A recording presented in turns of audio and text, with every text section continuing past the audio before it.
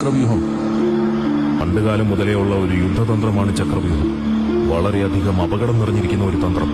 പുറത്തുനിന്ന് നോക്കിയാൽ ഒരു ചക്രം പോലെ തോന്നും, എന്നാൽ അകത്ത് പ്രവേശിച്ചാലാണ് മനസ്സിലാക്കുക അതൊരു കെണിയാണെന്ന്. ശത്രുവിന് വെളിയിൽ നിന്ന് അകത്തേക്ക് പ്രവേശിക്കാൻ എളുപ്പമാണ്, എന്നാൽ അകത്ത് നിന്ന് പുറത്തേക്ക് വരിക ഏറെക്കുറെ അസാധ്യമാണ്. യുധിഷ്ഠിരൻ സ്തംഭിച്ചുപോയി. പണ്ട് മുതലേ ചക്രവ്യൂഹത്തെ പറ്റി അയാൾ ഒരുപാട് കേട്ടിരിക്കുന്നു, എന്നാൽ എങ്ങനെ അതിൽ നിന്നും പുറത്തേക്ക് വരണമെന്ന് ഒരു പിടിയുമില്ല. അയാൾ മറ്റു പാണ്ഡവരെ എല്ലാം നോക്കി. എല്ലാവരുടെയും മുഖത്തും ആ ഭയം അയാൾ കണ്ടു. എങ്ങനെ ചക്രവ്യൂഹത്തിൽ നിന്നും പുറത്തു വരണമെന്ന് ഒരാൾക്ക് പോലും അറിയും. അവിടെ ആകെ ഒരു ഭയപ്പെടുത്തുന്ന നിശബ്ദത പടർന്നു.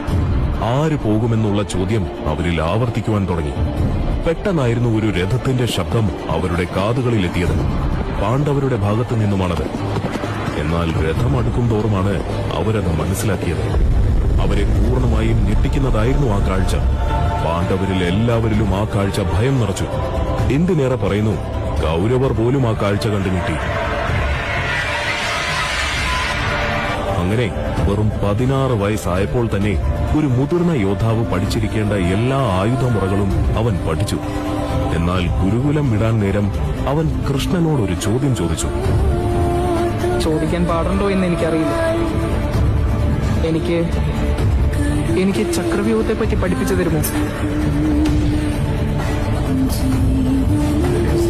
അഭിമന്യു ചെയ്തത് എടുത്തുചാട്ടമാണോ എന്ന ചിന്ത യുധിഷ്ഠിരനിൽ വന്നു. അവന് വെറും 16 വയസ്സിലെ പ്രായവും ബുദ്ധിയുമല്ലേ ഉള്ളൂ. എന്തുകൊണ്ടത് ഞാൻ ആലോചിച്ചില്ല? അഭിമന്യു ചക്രവ്യൂഹത്തിനകത്ത് കയറി. ചക്രവ്യൂഹം ഉടൻ തന്നെ അടച്ചു. ആ 4 വശത്തു നിന്നുമുള്ള ആക്രമണം ഒരു അനുഗ്രഹമായിരുന്നു. കൈകൾ മാത്രം ചലിപ്പിച്ച് കേവലം കാൽവയ്പ് മാറ്റിക്കൊണ്ട് അയാൾ 4 ദിശകളിലുമുള്ള ശത്രുക്കളോട് ഒരേ സമയം പോരാടി. അയാൾ കൊല്ലുന്ന ആളുകളുടെ എണ്ണം നിമിഷം തോറും കൂടുവാൻ ആരംഭിച്ചു. പതിയെ പതിയെ ചക്രവ്യൂഹം രക്തത്തിൽ കുളിക്കുവാൻ തുടങ്ങി. നിമിഷ നേരം കൊണ്ട് ചക്രവ്യൂഹത്തിന്റെ താളം തന്നെ അയാൾ തെറ്റിച്ചു. അതിശക്തരായ യോദ്ധാക്കളെ വരെ അഭിമന്യു കൊന്നുകൊണ്ടിരുന്നു. ശേഷം എല്ലാവരും കൂട്ടമായി അയാളെ ആക്രമിക്കുവാൻ ആരംഭിച്ചു. നിരവധി അമ്പുകൾ ആ 16 വയസ്സുകാരന്റെ ശരീരത്തിൽ ആഞ്ഞു കയറി. പെട്ടെന്നായിരുന്നു ആ ശബ്ദം അവരെ ഞെട്ടിച്ചത്. എന്നാൽ ശബ്ദത്തേക്കാൾ ഉപരി ആ കാഴ്ച അവരെ ഭയപ്പെടുത്തി. അഭിമന്യു രഥത്തിന്റെ ചക്രമേന്തി നിൽക്കുന്നു.